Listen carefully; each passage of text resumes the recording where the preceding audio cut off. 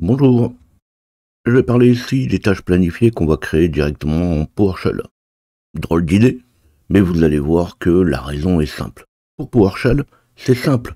On peut pousser des scripts automatiquement par Ansible, par Puppet ou tout autre système de gestion. Certaines tâches ne pourront être exécutées par un compte distant, certaines tâches devront être exécutées de manière répétitive, à un instant, à un moment donné de la journée. On a la raison pour PowerShell, et pour parler des tâches planifiées, je vais encore donner d'autres avec mes explications. La chaîne traite tout un tas de sujets. Pensez à vous abonner et activer la cloche pour recevoir les notifications de mes nouvelles vidéos. Vous pouvez aussi taper LJP Info dans votre navigateur web pour me retrouver. Comme d'hab, le tuto pourrait prendre 2 minutes, un copier-coller et c'est terminé. Vous pouvez suivre le timecode qui est dans la description. Alors on peut passer tellement d'arguments.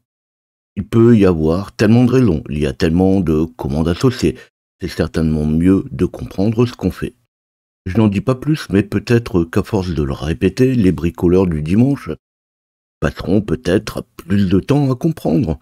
Bien que ça ait pas mal évolué de 30 secondes il y a 3 ans, la moyenne est passée à 3 minutes, mais 3 minutes sur une moyenne d'un tuto de 20, c'est encore un peu light.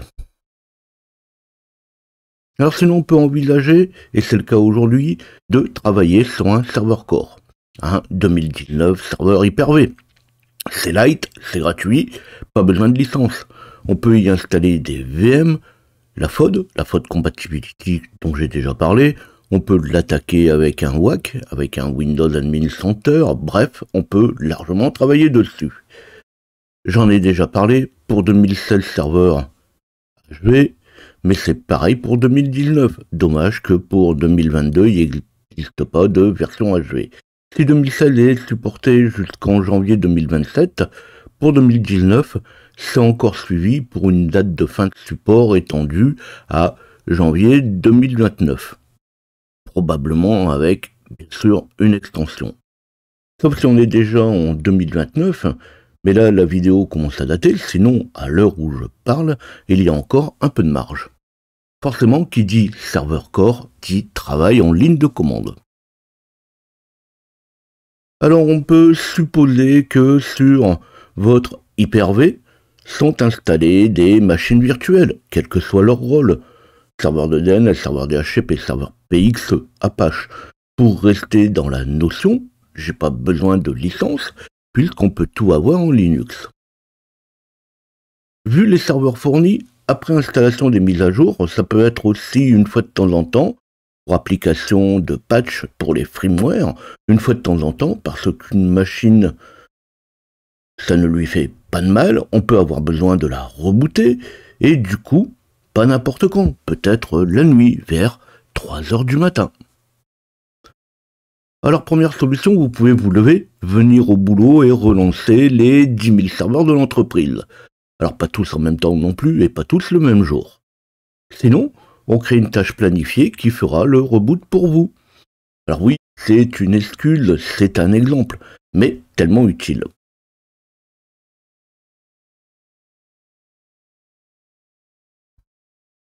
Une version quelconque de Windows?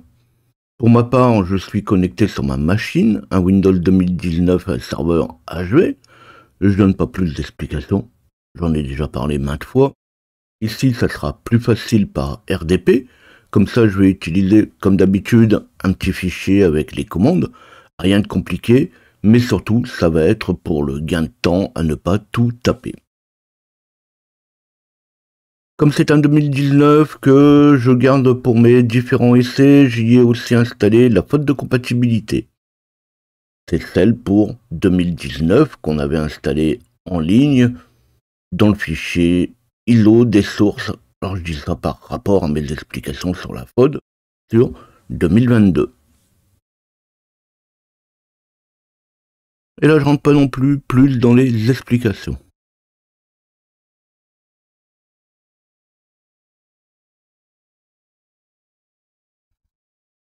Je ne l'ai pas dit, mais vous l'avez deviné, à partir du moment où je parle de timecode, d'explication, il y a encore pas mal de choses à dire, pas mal de cas possibles, pas mal de retours d'expérience.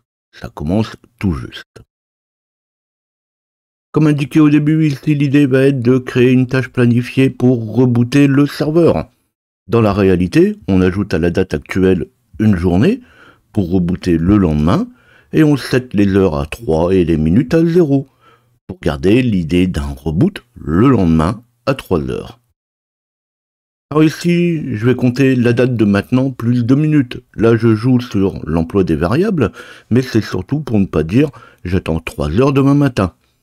Donc je vais faire un $, entre parenthèses getDate, point, add minute, et entre parenthèses 2. Je vais lui dire de prendre la date, d'ajouter à la date 2 minutes. Comme ça, le temps d'expliquer un peu tout ça, et on va voir le serveur redémarrer. Donc je vais mettre dans une variable mon temps incrémenté de 2 minutes, et ma variable, je vais l'appeler nextReboot, ce qui va définir une période en heures, minutes, secondes. Je ne rentre pas dans les différents détails du calcul de ma variable, pourquoi je fais add minute aux heures, avec un $nextReboot égale, donc entre crochet string pour lui dire que c'est une variable chaîne, $getDate.addMinute2.hour, donc je vais rajouter 2 minutes à mes heures, comme ça si jamais il y a une heure en plus, puisque bon, je peux très bien faire le test à 59, donc si je rajoute à 59 minutes, 2 minutes, il va passer à 1, mais l'heure va passer à 1 heure en plus. Donc je rajoute derrière 2 points, et puis pareil, un string getDate.addMinute à minute, et je termine avec un 2.0. Des méthodes de création d'une variable, il y en existe des tas. Tant que mon nextReboot correspond à ce que j'attends, on affiche $nextReboot. Si c'est bon, je m'en contenterai. Pour les variables de délai de planification, on pourrait utiliser tout un tas de valeurs comme @logon, qui va s'exécuter quand l'utilisateur va se loguer, @startup. La même chose quand le système va être démarré, où on va pouvoir utiliser avec once, daily, weekly, qui va définir une heure bien spécifique. Daily pour lui dire que la tâche va s'exécuter tous les jours, day of week, pour lui dire qu'on va l'exécuter un jour particulier de la date, des intervalles, tous les X jours, weekly, toutes les semaines, weekly, intervalle, la même chose. Alors, chose qu'il faudra encore noter, dans les différentes descriptions du délai, on trouve tout un tas de possibilités. @logon et @startup, on peut encore avoir d'autres possibilités dedans. On passe maintenant à la création de la tâche, où on va utiliser une commande new schedule task. Alors on peut faire un new schedule task espace-point d'interrogation pour trouver les différents paramètres qu'on pourra y passer. Et ce qu'on va faire, on va créer différentes variables pour les paramètres, ce qui va nous permettre de voir comment chacun est construit. Quelle autre commande on va utiliser avec. Donc je vais utiliser une variable $action, qui va être égale à new schedule task action, espace-execute, shutdown /t/0/r. Donc en réalité, on va lui dire que mon action, ça va être de créer une nouvelle tâche qui va exécuter un shutdown /t/0/r. Donc un shutdown immédiat avec un reboot. Je vais mettre un $nextReboot comme variable. Donc pareil, là, la chaîne, c'est celle que je viens de dire, avec un getDate addMinute à heure, un getAdd addMinute à minute, et puis 0. Un trigger, donc ça c'est le déclenchement. Le déclenchement, c'est un new schedule task trigger once nextReboot. Donc pour lui dire que, voilà, le déclenchement, c'est une fois à l'heure du prochain reboot. Principal administrateur, donc ça c'est le compte qui va exécuter. Un setting égale new task setting set. Et puis la tâche, donc ça sera un new schedule task espace-action, mon action, principal, donc ça c'est mon utilisateur principal, trigger, le trigger qu'on vient de définir, et setting, le setting. On fait un register, un schedule task reboot once, parce qu'on va l'appeler reboot once, cette tâche, un -auto-objet et ma tâche elle-même. Alors on a fait j'enregistre ma tâche avec une commande register-schedule task. Je ne rentre pas trop dans les détails, je reviendrai sur les différentes commandes après. En attendant mes 2 minutes, je passerai quand même un peu pour caler avec mes explications. J'ai encore utilisé un petit bout de code, là un fichier PS1 que j'ai mis dans ISE. La fois dernière, j'ai dit que ISE était installé avec la FOD, donc j'en profite. Et puis, je ne suis pas là pour montrer mes talents de dactylo, surtout que j'en ai pas.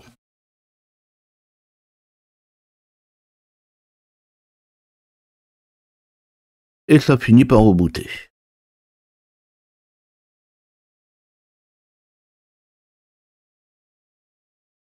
Ici, on a bien vu le reboot du serveur, j'ai perdu la connexion, mais qu'en est-il vraiment? Pour cette tâche en particulier, un reboot once, c'est facile. On peut aller voir dans le gestionnaire de tâches le temps d'exécution. On peut aussi lui demander l'uptime. Pas trop facile pour ça, en PowerShell. Il faut faire un get-sim instance espace classname espace win32 underscore opération system pipe select objet load boost uptime. Bon, c'est très bien, c'est bien aussi de le savoir, puisque des fois, ça peut être réutilisé. Dire, bah tiens, la dernière fois qu'il a booté, c'était il y a 30 jours, on le reboot automatiquement demain. Alors c'est bien gentil, mais c'est une tâche de reboot. L'idée est bien de voir comment ça s'est déroulé au niveau de la tâche. Et c'est là que je vais parler de toutes les commandes qui sont dérivées à mes tâches planifiées.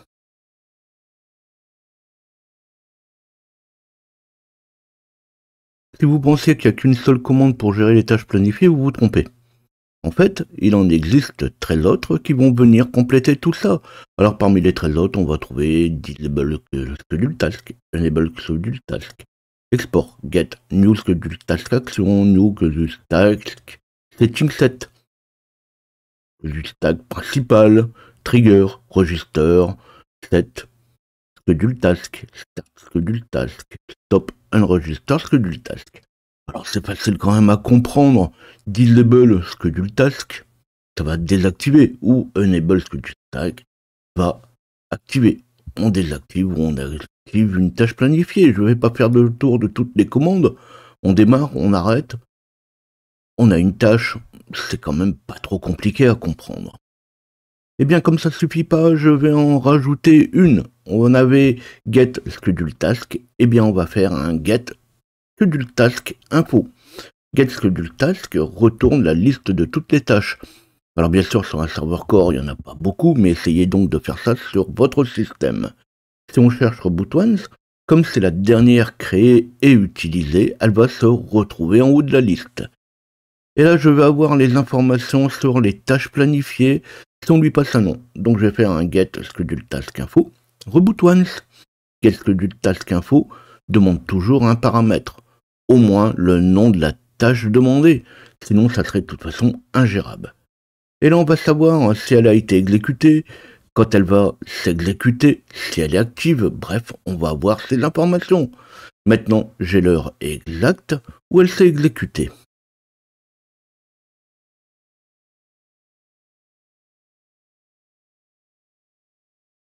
Alors peut-être que vous allez avoir envie de tester, retester, vérifier, pour supprimer la tâche, car si vous l'essayez de recréer, eh bien vous allez avoir un message qui va vous indiquer qu'elle existe déjà. Alors on pourra commencer par la supprimer, la désenregistrer, avec un unregister-schedule task reboot once. On lui dit de désenregistrer la tâche planifiée qui s'appelle reboot once. Comme ça on peut relancer le script ou les commandes qu'on avait utilisées tout à l'heure. Maintenant qu'on a notre reboot once, plus la peine de recréer la tâche, on peut juste aussi lui mettre un trigger avec une heure de redémarrage. Pour le trigger, c'est facile. On reprend la fonction d'avant avec le next reboot et le trigger, donc les variables, next reboot. On reprend la même, on lui ajoute 2 minutes et le trigger, on lui dit, ben voilà, tu vas faire un new trigger une fois à l'heure définie. Et on va modifier la tâche pour lui dire de rebooter à l'heure définie. On lui dit qu'on va changer le trigger. Donc on va faire un set schedule task reboot once-trigger et on lui donne le trigger. Bon, il faut que je fasse assez vite avant que ça reboot pour bien vérifier ce que je viens de faire. Un get schedule task info reboot once. il va nous donner l'information. Alors j'aurais pu mettre aussi 10 minutes. Dans pas mal de tutos, on va trouver comme tâche la commande PowerShell ou CMD. Donc plutôt que d'exécuter un shutdown, dans les tâches, on met PowerShell ou CMD. Alors oui, c'est vrai, c'est bien pratique, on reste dans la même fenêtre et on voit arriver le PowerShell qui se relance. Pour une démo, c'est pratique. Bon, pas le reboot. Par contre, là, pour mon reboot, c'est quand même visuel, mais pas vraiment fonctionnel. Ce n'est pas forcément le type de tâche qu'on va créer. On va pas créer des tâches qui lancent PowerShell. Alors pourtant, on pourrait tout envisager. C'est vrai que si je fais une tâche qui lance PowerShell avec @logon à la place de once, donc à chaque fois que je vais me connecter, il va lancer PowerShell, eh bien ça facilite la vie. Alors je ne suis pas obligé de lancer PowerShell à chaque fois que je me connecte. À voir, là il faut se poser les questions sur le besoin réel de poser ce type de tâche. Mais ça, je vous laisse voir ça.